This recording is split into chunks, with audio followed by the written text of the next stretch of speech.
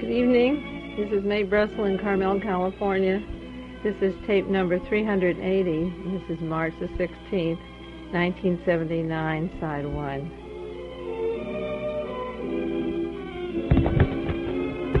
This is income tax season for you. I don't have to remind all of you of that horrendous fact.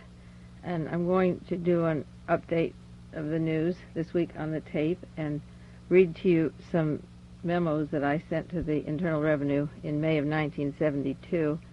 That was just 1 month before the Watergate arrest, asking for a refund of my taxes from 1971. I'll read this to you just to show you where my head was 7 years ago. And after the update of the news and a few articles that I believe are of primary importance to share with you, I'm going to briefly go into a book which I received this week from a woman up in Vancouver, Washington, who heard my show with Bob Trepper when I was on the air February the 2nd. And she sent me some documents of a course that she's taking in education where she believes that the university is purposely teaching them not to teach, a double talk kind of 1984 procedure, and many of the textbooks are written in the United States. And this woman sent me about 40 pages of the textbooks to show me what she meant, and asked me if she should go to a lawyer or what should she do about this course where she's supposed to be learning and she isn't learning. And then last week she mailed me a book. I've given you the name here, Alternative 3 it's called, and it's based on a television documentary that was in London last year. And this book was written because the British press wouldn't cover the story of that documentary, the American publishers wouldn't touch it, and the information for this book came from persons inside the government who were afraid of the consequences of their not speaking up. And the book was published similar, they compared it to the deep throat of Watergate, breaking a story that is suppressed. Now the thing about this book, Alternative 3, is that I've received many manuscripts and books from listeners throughout the years, and I'm very grateful for them. Many magazines and many pieces of that puzzle of who is doing the conspiring and who is doing the killing and the cover-ups. But I can't remember in 15 years ever having a reaction to a book such as I received, and I just got it this last week. This book made me nauseous, and I wanted to vomit, and I wanted to faint.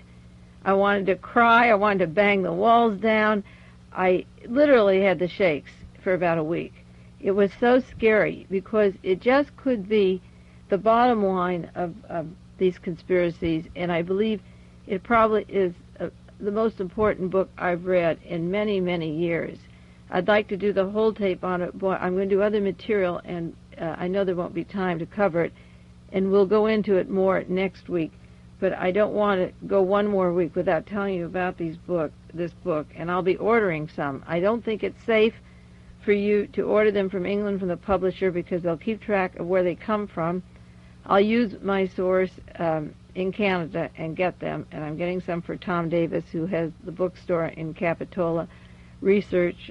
I'll give you the address there, and maybe he'll be able to get them for you. I think they should all come to one place so that it's not so noticeable, and I don't have any doubt in my mind that this is a very dangerous document to have, probably the most dangerous thing which I possess in my library at this point. And the only thing that will relieve the danger is to share it and disseminate the information. It was like Karen Silkwood going to New York Times with documentation, but the week before she met the writer, she was already filled with uranium poisoning from bologna put in her refrigerator. This book is out. It belongs to everybody, and we're going to talk about it, but it's a terribly shaking book. It explains the UFOs that are out. It explains the Antarctica area that I've been talking about, The Nazification of the World with Wernher von Braun, and the NASA space program is being behind the Nazification. This book explains missing persons, thousands, hundreds of thousands of missing persons, the plan for genocide of millions to billions of persons, of separating people into useful or drone slaves, and it explains a lot about the mission, the moon trips. I've done tapes that we never went to the moon. It explains Jonestown. It's the one book that puts into focus all the other books and articles that I have received for the past 15 years. And so we're going to talk about Alternative 3, and then Alternative 4 should be what to do with the information once you have it. I'm sure you read last week that a secretary from NATO, Ursula Lorenzen, defected to East Germany, to the communist side. She said that the Germans and the Nazis are coming back into power in Germany, have the atomic bomb for patriotic reasons. After 11 years as secretary to NATO, she has defected last week, as I say, to the other side. And I'm going to have a sweatshirt made, Bravo Ursula Lorenzen, for this reason. She's warning us about this Holocaust, this war that we're getting straight into. And it's going to be those kind of people, such as James McCord, who broke the Watergate story, or Ursula, who have a conscience, who are going to come forward. And that book, Alternative 3, was written by people, not many, but several, who had a conscience and came forward and gave documentation to the people in London doing a TV show on science. This woman left the office of the Secretary General Joseph Luns of NATO. He's a NATO civilian, 67-year-old civilian who was listed just 2 weeks ago as being a member of the Dutch wing of Hitler's National Socialist movement from 1933 to 36, and there's in the archives in Amsterdam documentation that he was an active member of the Nazi Party. He's claiming otherwise, but his record stands for him. All of this bookkeeping works two ways. They can keep books on us, but actually the Nazis kept very good books, so that members of the Nazi Party are also listed. And this man happens to work with NATO, worked with General Haig, who wants to come home and be the President of the United States, or run the Olympic Games for the United States and turn that into one large defense intelligence operation. But Luns is the NATO civilian official who's been exposed as part of the Dutch wing of Hitler's Nazi group. And this woman defected over to the other side because of fear of atomic attacks that they had against the Soviet Union, and she thought the world should know. So the heroes of this book, Alternative 3, should not get lost. We have to spread the word about them.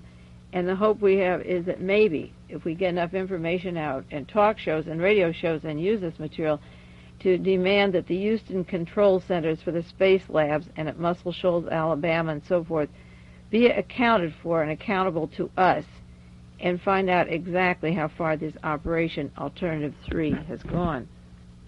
As I say, as long as we're alive, the situation isn't hopeless. It's when you stop thinking that you can't make changes that you're in serious trouble. And the very fact that this woman went over to the other side to avert an atomic war in Europe means that people are ready to defect. And if you become intelligent and knowledgeable, they will respond to the newspaper articles you write, the radio shows, the correspondence. They will come forward and give information, and that's the only way we're going to get it, and that's the main way to get it, from people in the inside who defect.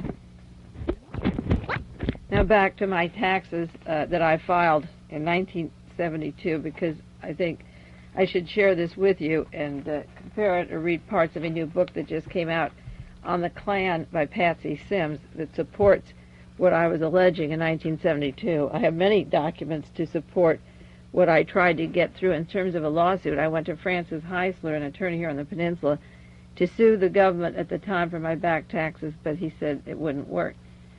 For the Department of Internal Revenue, May 18, 1972. This is a letter that you have to send with a request after your taxes are paid, or else they tie up everything you have, and then I have a copy that I put right in with the taxes. Dear Sirs, enclosed is a form requesting the refund of my paid taxes for the year 1971. There are spaces for financial changes in your tax form. I'm not asking for a change in any particular case. I'm asking for a total refund of paid taxes. To support this existing government in any way financially is to give approval to legalized murder and assassinations. Many people are presenting tax cases in objection to the Vietnam War. To my way of thinking, Vietnam is a small fraction of a major sickness. The United States of America was overthrown by a coup d'etat November 22, 1963. The killing of President John Kennedy was done for the purpose of maintaining the power in this nation that was tightened with clandestine controls following World War II. Nazi generals, scientists, makers of war machinery, ammunition, were located into this country with the help of John Foster Dulles and Allen Dulles. The State Department and the intelligence agencies combined their energies and relocated Nazi headquarters in a tightly controlled enclave in Tyrol in Jamaica. John Connally, who was former head of the Treasury Department until this week, that was the week of May 72, is a member of that clandestine Nazi group. The National Archives contains proof of the conspiracy that I talk about. The documents are locked up for 75 years. The clothing of John Kennedy, the x-rays of his medical autopsy belong to every person. The holes in the garment should be examined by every person, and every citizen should know there was a conspiracy. The taxes people pay support a budget of between $60 and $80 million. That was a small budget in those days, to keep documents locked in the National Archives. My taxes, if I send them to you, will be spent to pay the keepers to lock up information about the conspiracies that killed President John Kennedy, Senator Robert Kennedy, and Reverend Martin Luther King. A democracy needs few secrets. The Freedom of Information Act is not being properly used. All reports and evidence of these murders belong to the people. The Justice Department hires political assassins. That was 1 month before the Watergate arrest, and later John Mitchell went to jail for covering up the Watergate, but wasn't responsible for the shooting of George Wallace or the Chappaquiddick affair, being behind the scenes, but he was the Attorney General. And these are the kind of people I was talking about. Straight through, the Justice Department hires political assassins. I said the Treasury Department hires political assassins. The Justice Department manipulates their trials so that real facts and the evidence are never exposed. The executive branch of the government, the president, locks up the existing evidence of the conspiracies. My taxes would pay public servants who are digging our graves. When the proof of the escalation of the war is exposed, political assassination will have been a major factor in allowing our Nazi, racist, barbarian behavior. I wrote, enclosed is the letter which went with my original payment. It is self-explanatory. In addition to that information, I have other reasons for wanting a refund. The Department of the Treasury, through agents of tobacco, alcohol, and firearms, makes deals for assassinations inside the United States. I have copies of tapes, arrangements for your agents who were agreeing to bring Alridge Cleaver home in a box. You allow men with narcotics charges out on the streets in exchange for murdering civil rights leaders, minority leaders, and you keep the flow of narcotics going when it could be stopped. My particular interest is in political assassinations. The Treasury Department, as guilty as the justice, is destroying democracy and replacing it with fascism. To support this system with my taxes is identical to the fools in Nazi Germany who bought their own gas chambers. I also got back a letter from the Treasury Department. They answered me in 1972, November 24th, 1972, and they said the claim for refund is disallowed. The reasons on your claim are not considered valid, and your claim for refund is denied. That was claim number 1,797, the tax franchise boards. They turned down that application in November of 72, but by June of 72, Watergate had broken, and then we had the chain of command of John Ehrlichman in the White House working with Robert Haldeman and hiring E. Howard Hunt and James McCord, and then under them was John Caulfield, who was speaking for the President of the United States and calling James McCord and threatening to kill him. He had a New York detective police office in Caulfield worked with Tony Lasowitz, who also was threatening James McCord, and they wanted him to sign the agreement that everybody arrested at Watergate was guilty, and it didn't go any higher than that. And it was James McCord who broke the story that the Justice Department, the FBI, and various high-level government agencies were involved in Watergate and in the cover-up. And it turned out that the agents I was referring to, I was talking about Larry Shears, an agent provocateur of alcohol, tobacco, and firearms, who made tapes with the Treasury Department, and I have his press conferences and a tape recording of them ranging to kill Cesar Chavez at that time and Alridge Cleaver. I think the reason those men are alive today was because Larry Shears broke the story, and it was linked directly to the Internal Revenue and the way they offer parole to people inside jail if they'll go out and kill these labor leaders and civil rights leaders. And at that time, Alridge Cleaver was very political. He wasn't working for the system.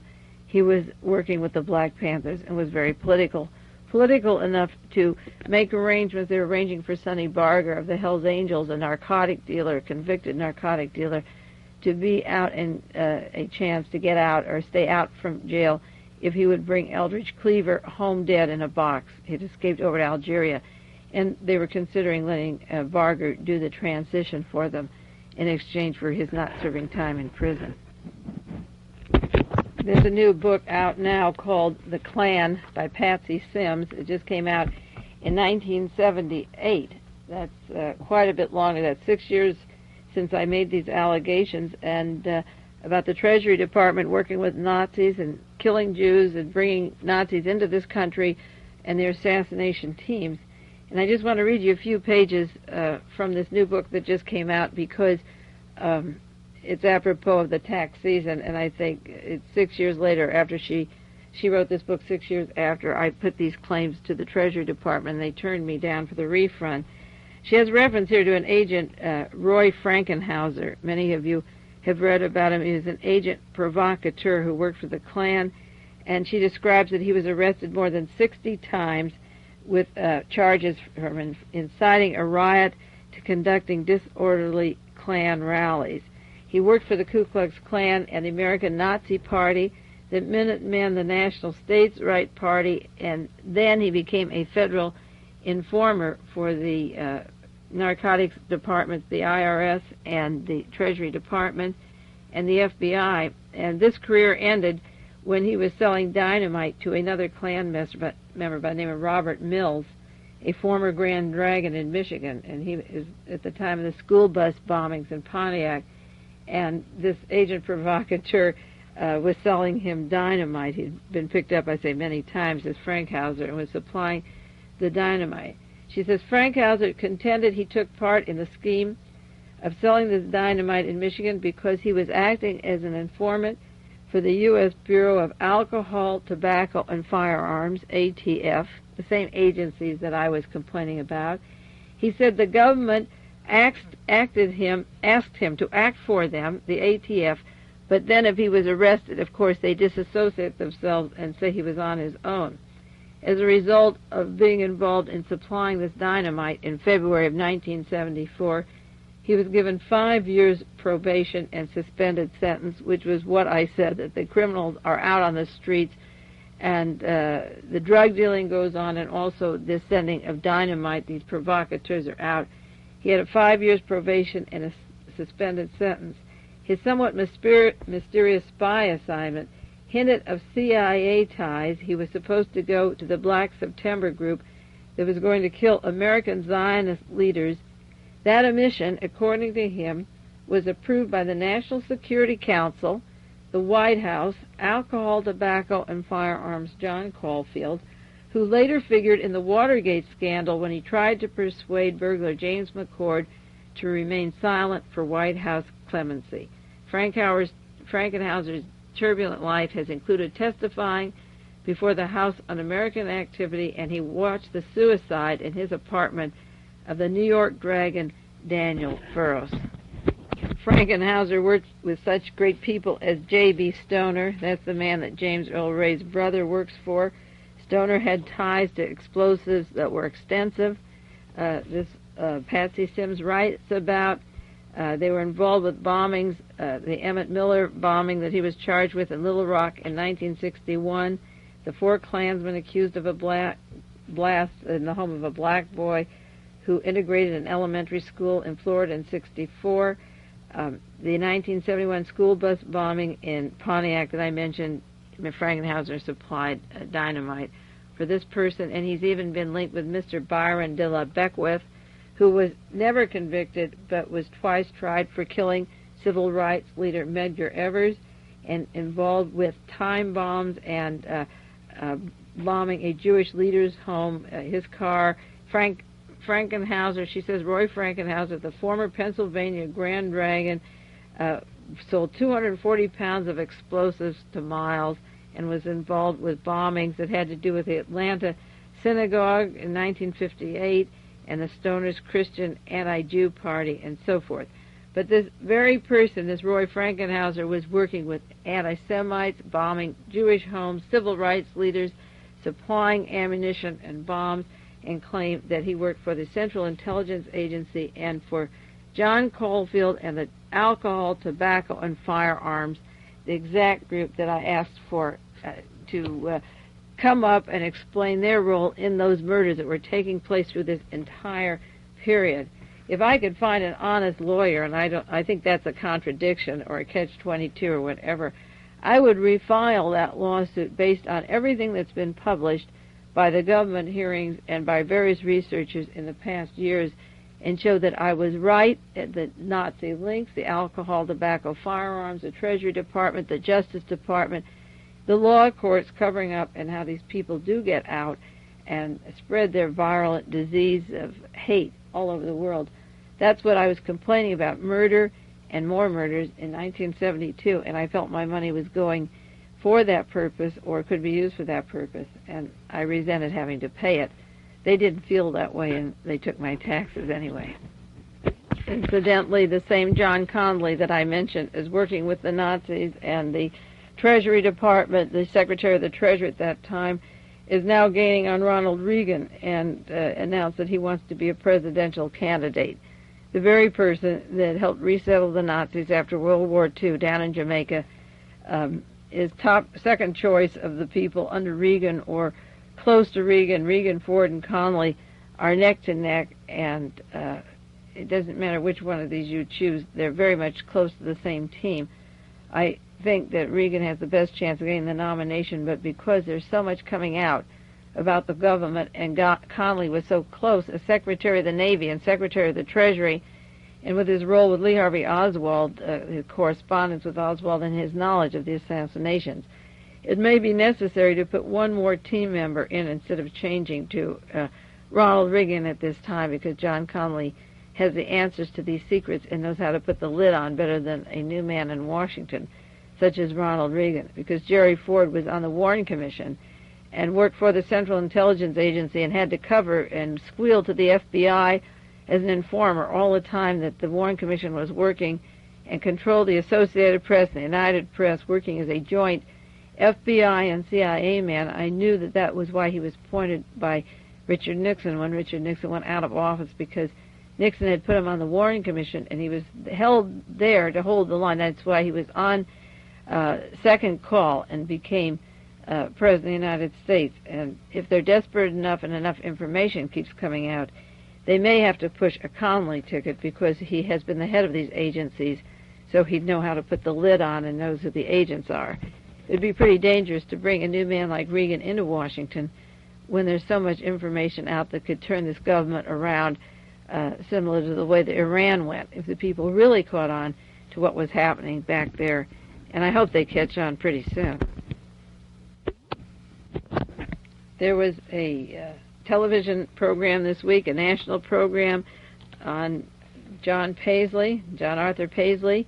I did 2 tape cassettes on Paisley. If you don't have them, you can get those. I'm not going to rerun those for you.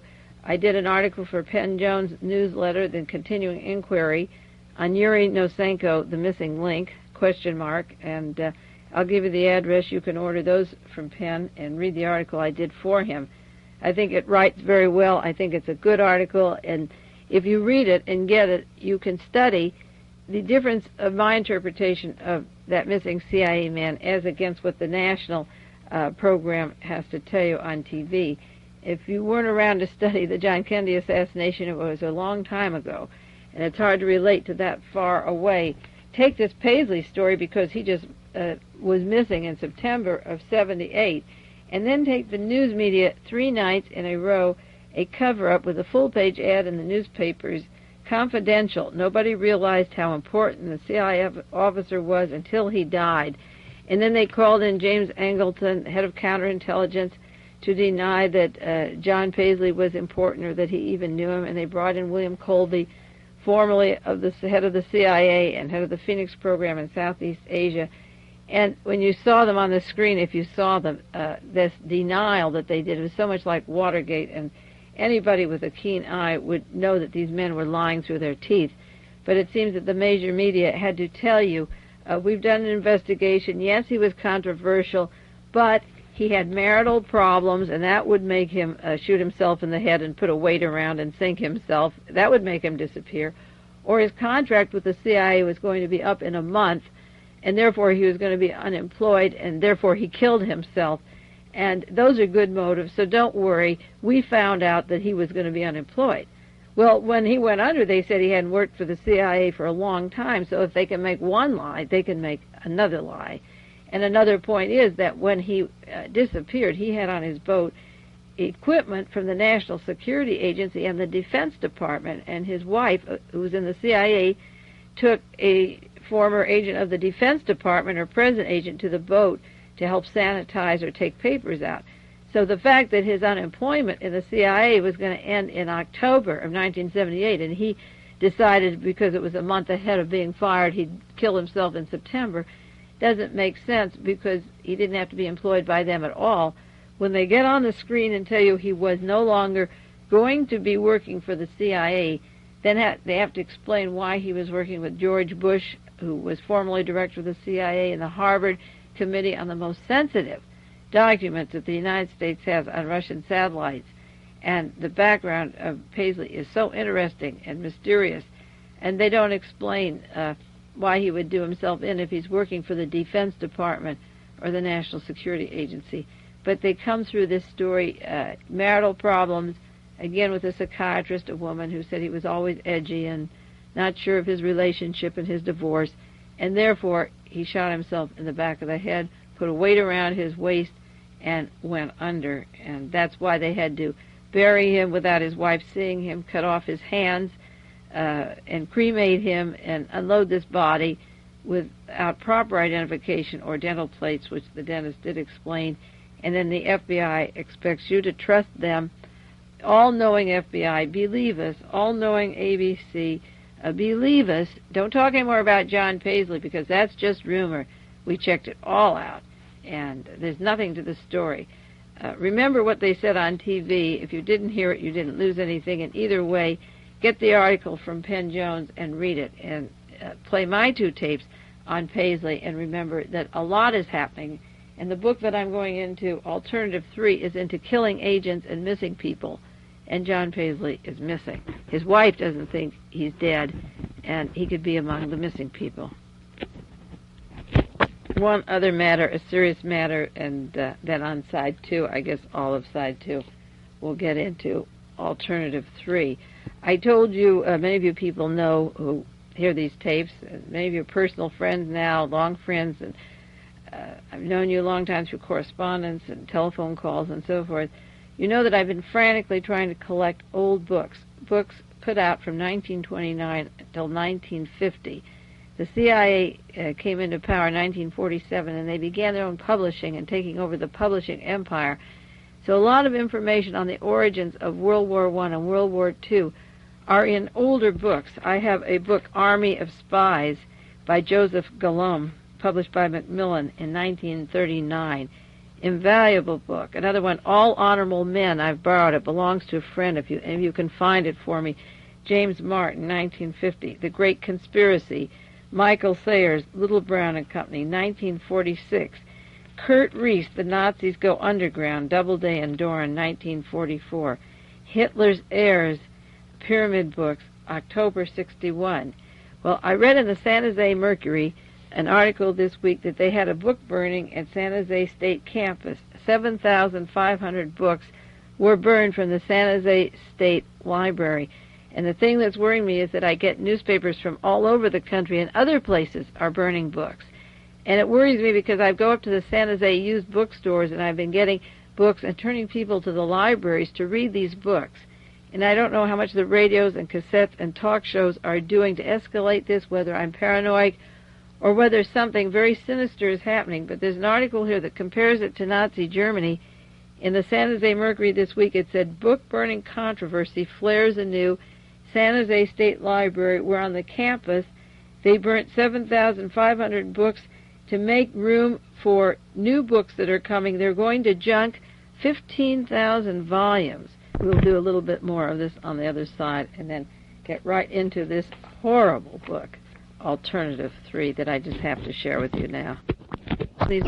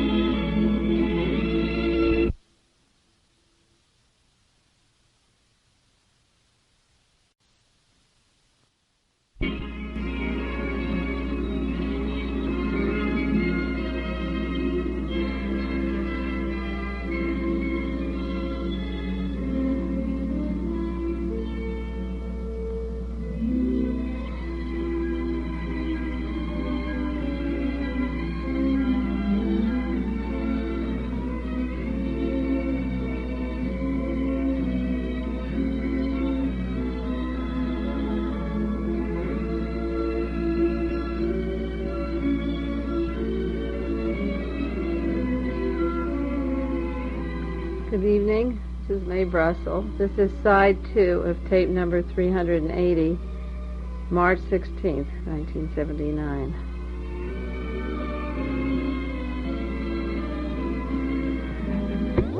Next week on tape 381, I'll give you a clear-cut outline that you can follow on this book that I'm going to share with you, Alternative 3. But this week it will be just random thoughts about the book and some information to share with you in general. And then I'll outline it for you, because when I take something really seriously, that's what I have to do to understand it, and it may help you to understand it also. I have a bibliography which I'm enclosing with my tapes for you. It's a piece of paper that I have had printed for several years now. I think the bibliography was made up in 3 or 4 years ago, after I finished the Patty Hearst article. I guess it was in 1974. And whenever I speak at colleges or organizations and schools, I was speaking at the Carmel High School last week for the leadership class. If I teach classes, it's very confusing for people to give out, hear so much information and not have something tangible that they can hold in their hands to read and look up for themselves. So this sheet of paper that I have, I always have printed when I lecture before groups, and they could take it home with them, because people want information on John Kennedy, Robert Kennedy, Chappaquiddick, Wallace, the intelligence system, and so forth. And I've selected what I consider a good list of books for a background into some of the conspiracies that are taking place. I have a list of 15 circle rings that I've talked about before. I call it the interlocking conspiracy rings, the elements that constitute a conspiracy. If any one of them falls apart, the whole conspiracy would be exposed if these links get weak and fall apart. But then I listed a section on the front page of this of the order of importance of information out to understand the assassination syndrome and the murdering of political leaders, or the causes for World War III, which I believe a long time ago was imminent.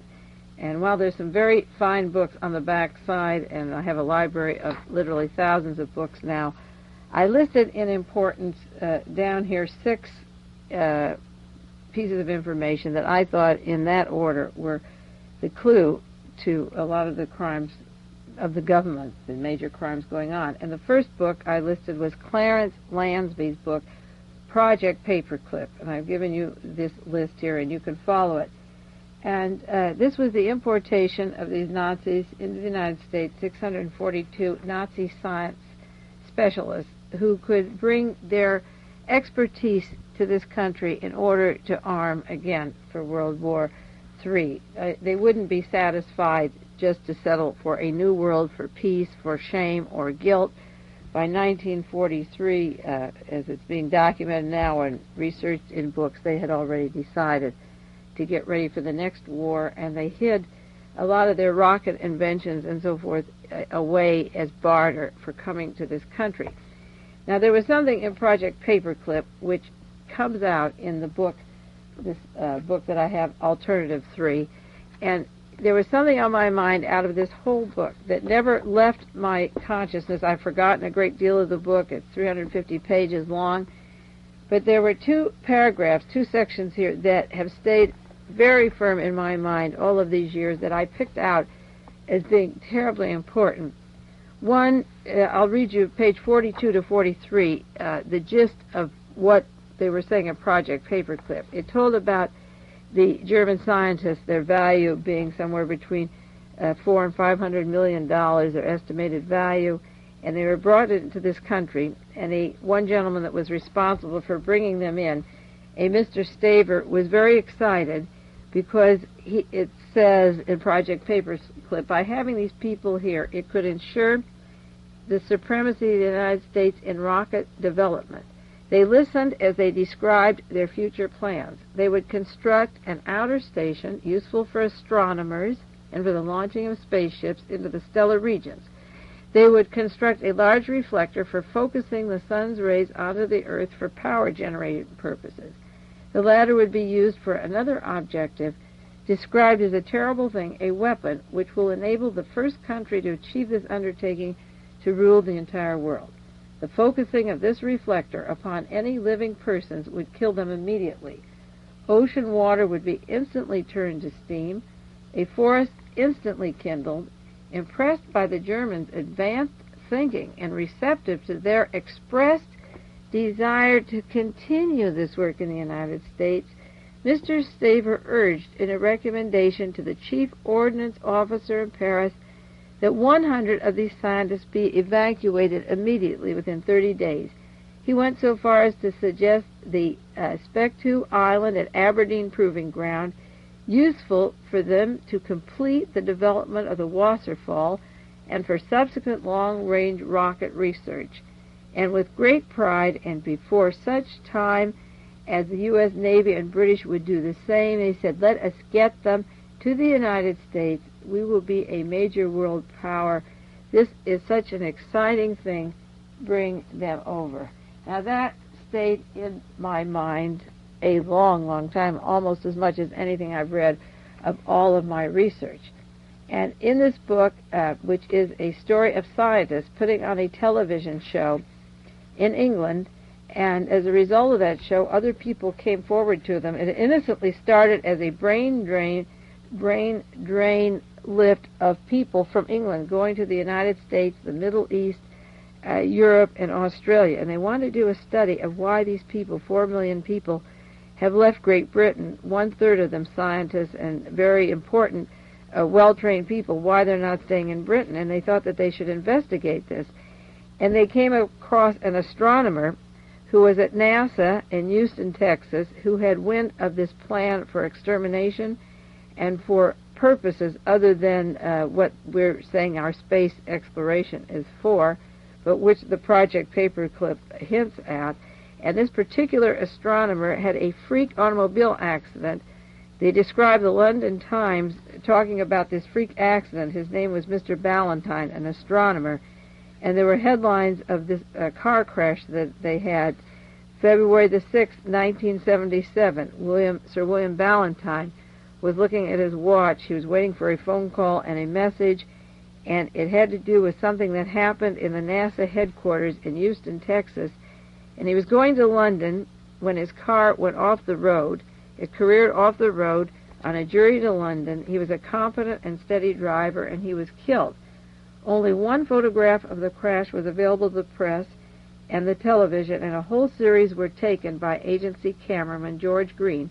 but only one was released, and it showed part of the wreckage with a blanket-covered shape on a stretcher.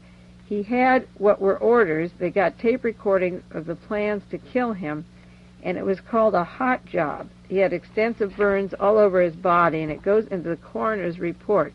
But the important thing was that the hot job was ordered in Palo Alto at Stanford University, and it gives the name of the scientist. And from Palo Alto, California, they could burn and cause a car crash of this well-known, famous astronomer in London, England, who got wind of the plans of these extermination of millions and millions of people. He describes in this book, the author, Leslie Watkins, and there were a team that wrote this book, that Sir William Ballantyne's freakish death, which wasn't far from his base at Jodrell Bank, that's where the astronomers worked, was mirrored by an aerospace professor called Peterson near Stanford University in Palo Alto, California.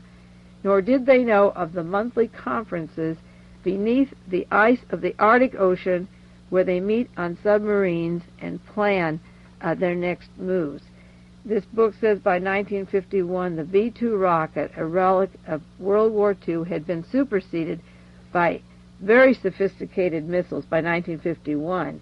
We had brought the scientists over, and this particular astronomer, Mr. Ballantyne, had been to Houston, Texas, and got wind of what the NASA headquarters are about, and therefore they've alleged here, and not lightly and with coroner's reports, that he was murdered by officers who were ordered to do this hot job on him, which is called an expediency, a scientist, professor by the name of Peterson from Palo Alto, California. I'm jumping right into this horrendous book because Project Paperclip was the first on my list of urgency of books to read to understand what is going on in the world now, what happened in the past, and how to predict the future. And I'm citing a quotation from this new book which uses the techniques that I feared would be used soon by those scientists and how it was used to murder a man who had information about future plans that are going to affect all of our lives. There's one thing that's been worrying me about Jonestown that I might or might not have mentioned on the tapes, but if you take Time magazine, go to your library and look it up if you don't have it, the issue on Jonestown right after the death, and Newsweek, and read the books that have come out. There's 3 books out on Jonestown that I have already. The photographs that you've seen are limited to about 20 shots, and the bodies were lying there for 2 days when the photographers were called in, and as Time, Newsweek, LA Times, and various news media swarmed in, and they brought their cameras, I assume 35 millimeter or whatever, and the books came out, but the only pictures allowed of Jonestown are a set of about 20 pictures. Now, there were 910 people dead, but there's one shot of that vat with a woman lying close to the vat with the arm tag on her. You can see her. There are pictures of a man and woman with a child between them, again with body tags, which I believe are purposes of experimentation.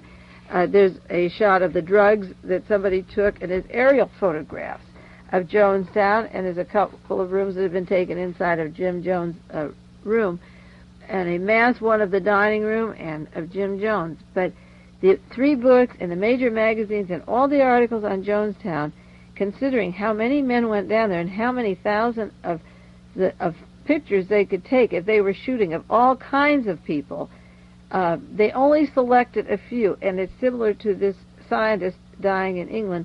Only one shot was allowed, and all the other pictures were taken by somebody else. And in Jonestown, blankets were covered over these people. Now, there are only beds for 600 people, and 910 bodies were found, and Mark Lane came out again last week and referred to 1,100 people. So there's a discrepancy in the figures, but blankets were thrown over so we couldn't see them. But the bodies were so terribly decomposed, they said that you couldn't tell whether they were black people or white people, and they had 900 passports, but they never were linked to the people down there because they said the names had changed. And in this book, Alternative 3, it talks about 15 wild ponies dying, similar to the cattle mutilations in this country. And this was in the London Daily Mail, July 15th, 1977, and said that men with face masks and metal detectors went around in Geiger counters trying to find out what happened to 15 wild ponies that were found dead, their bodies mangled and torn apart. To add to the riddle, their bodies were decomposed to virtual skeletons within 48 hours.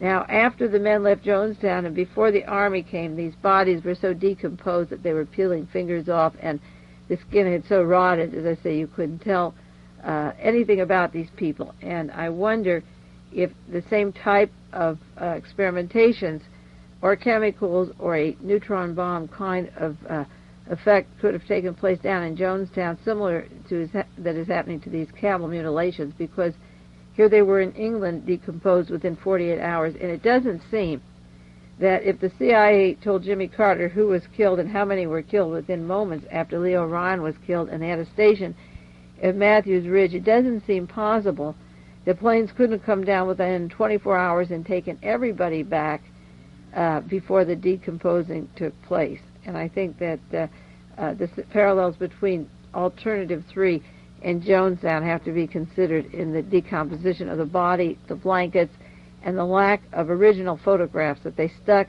with just a select few and have not allowed any of the others or any other people or their faces to be seen. The bodies were turned face down, and we really haven't seen if they were shot, blown up, or the condition of the bodies.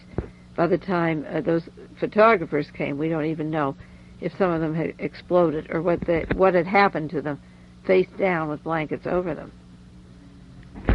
That second book on my bibliography of importance to understand yesterday, today, and tomorrow is Cookridge's book, Galen, Spy of the Century, put out by Random House in 1971, about Hitler's chief of intelligence, the Eastern Division, who came to the United States and was given a minimum of $200 million to form the CIA and to use his agents, the same agents against the Soviet Union one time inside the Kremlin, and to use him to form from our OSS the CIA. If you don't understand Reinhard Galen, you can't understand the future. And again, in that book, Galen, Spy of the Century, just as Project Paperclip in Project Paperclip, there was one page that told me the whole story of Germany, of Galen, of Alan Dulles, of the whole bloody future. And this is what scares me so much about reading that book right now, Alternative 3. On page 50 and 51, it tells the plans that Galen and the Hitler team had for winning the war in Russia. Mr. Rosenberg, who was Hitler's Minister for Eastern Affairs, an important person in Adolf Hitler's career, had plans for the Soviet Union after her defeat. He would take Belarus with a population of 5.5 million, the cities of Minsk, Mogilev, and Wittbach, I don't know if I pronounced that right, and incorporate them into East Prussia, resettled by the Germans. Now, this is the part of the book that really freaked me out, which is the purpose of writing Alternative 3, what's happening now with the intent of Galen. And given Alan Dulles and John Foster Dulles and the money, $200 million, the intent of what he had, and then bringing him to this country and housing him over in Europe and treating him like a very fine general, is so horrendous. To not have kicked his ass and hung him or shot him is inexcusable. But to let that go is to relive the scene. And in Galen, Spy of the Century, this was the plan. The plan of Third Reich was to colonize under a top layer of German settlers and administered by German officials an area with a total population of over 50 million. It would extend to Moscow to include the Ukraine, the Crimea, the Black Earth region, and part of the Caucasus, including its very rich oil fields. The Russians and the Ukrainians within this German colony were to be treated in accordance with Aryan racial principles. They were to be treated as subhuman. They would receive only basic education and agricultural training with a view to turning them into a nation of slaves. All of Leningrad and the Karelian districts would be incorporated into Greater Germany. Now, Rosenberg's memorandum explained 50 million would be subhuman agricultural training, a nation of slaves, and 40 million Soviet citizens would be needed. They would have to eliminate. It would be needed to eliminate these people in the proposed colonial regions. This would be achieved by natural means, namely famine. Rosenberg's conclusion was that in this way, the steppes would never again become a danger to Germany and German-dominated Europe. It said it's interesting to note that in this blueprint for Germany's treatment of Russia, it corresponded in its broad outlines with the policy proposed in books of Reinhard Galen's brothers and others published by the family printing firm. They didn't advocate wholesale genocide, not wholesale, but in this case, 40 million would immediately be killed of the Soviet citizens, and 50 million into subhuman agricultural training make them a nation of slaves. Are you sick yet? Are you ready to vomit?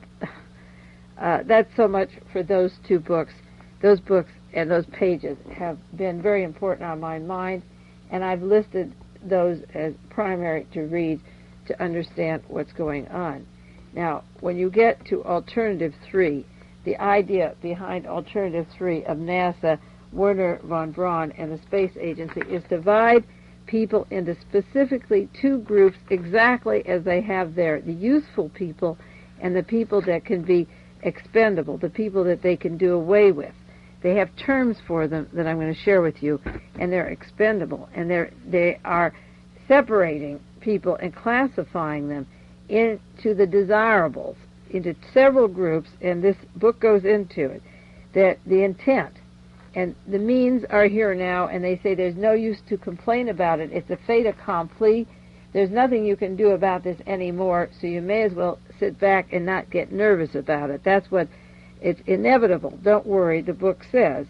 It says that the President of the United States and the Russian leaders and the British have worked in unison to ensure what they consider to be the best possible future for mankind. The day-to-day details have been delegated to high-level professionals. It talks about Jimmy Carter, or the President of the United States. Does he have personal knowledge of the terror and the clinical cruelties, or the parts of the operation that are responsible for murders and mutilations? It goes on to say that that's left up to underlings, but I'm sure that he has to be advised of these things. These professionals are now classifying and has established and classified people into two groups to ensure, as I say, for what they consider is the future of mankind, the best future. They're classifying them for Alternative 3 operation into two categories: those who are picked as individuals and those who merely form a batch consignment. That is the name for slave labor, batch consignment. And these people are to live 15 years, and then they are to be expendable. They are only allowed to live 15 years, and then new ones are brought in because there's no provisions for their old age. There's nothing we're going to need for them. Now keep in mind, our Social Security is running out in old age.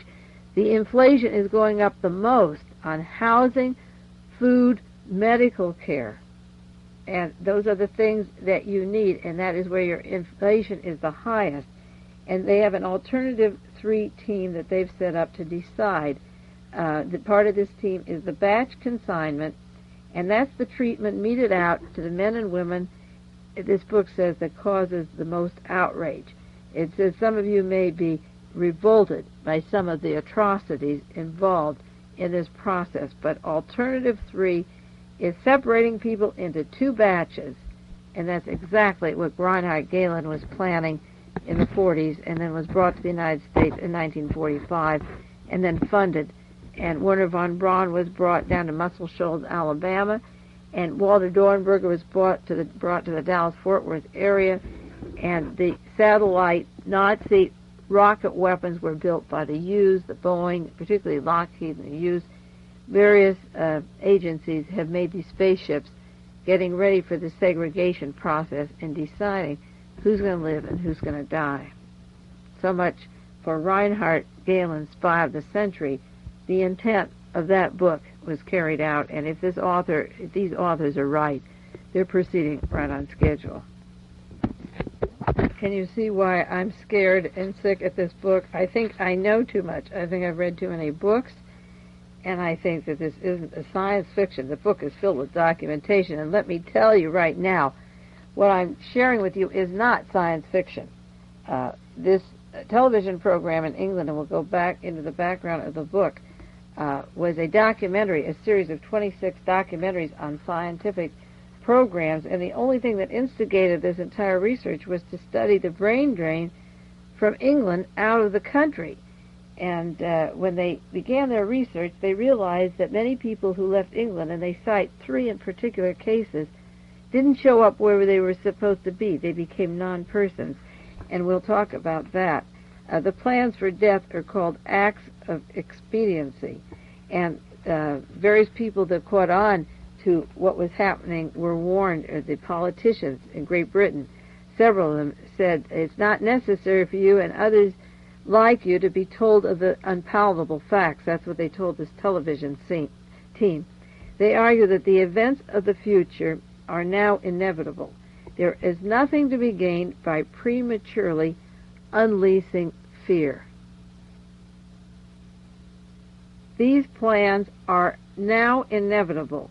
There is nothing to be gained by prematurely unleashing fear.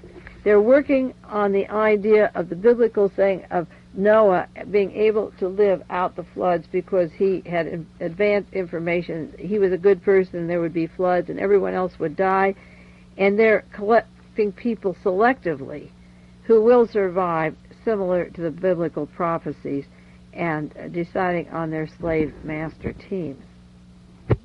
I don't want to wander too far off from this book, Alternative 3, but the information in here brings up so many pictures of my past work. But last week, March the 8th, a head of the Rockefeller Foundation, the scientific team, John Knowles, died. And I think of this because I read of the murder of this Mr. Ballantyne, a scientist that knew too much. He died at Boston Hospital. He was head of the Rockefeller Foundation, its president since 1972. He was 52 years old when he died, and one column said that he had cancer, and then another one quoted Henry Romney, the head director of the Rockefeller Foundation, saying this was a very unexpected, sudden death. 52 years old. Jonestown happened November 19th, 1978. Nelson Rockefeller was dead 2 months later, and I believe that the Venezuelan hospitals have a connection to the Jonestown experimentation, and that Nelson Rockefeller had a lot of property and interest in oil in Venezuela that has not been investigated as a possible link to experimentations in Jonestown. And then John Knowles is dead March the 8th, 1978, age 52, an unexpected death. And they described him as working for international relations, that he was concerned with global problems, which has another meaning when you think of the intelligence links of Nelson Rockefeller and the Rockefeller Foundation. But one of the obituaries said that he helped incorporate the International Agricultural Development Service. Now, you know Lawrence Layton's father, Dr. Layton, a Ph.D., who was in charge of the chemical biological warfare at the Aberdeen Proving Grounds in Utah. I've talked about that on other tapes. Those of you that don't have that tape can get the ones that I did on Jonestown. He's in Berkeley working for Defense Department and for agricultural departments in the Department of Agriculture. The Rockefeller Foundation is working in International Agricultural Department. Reinhard Galen's project was with the agricultural departments, and then this brilliant physician, this international person, died just last week. Robert Finch, working for Richard Nixon, wanted this particular gentleman, the head of the Rockefeller Foundation, to become head of Secretary of Health, Education, and Welfare.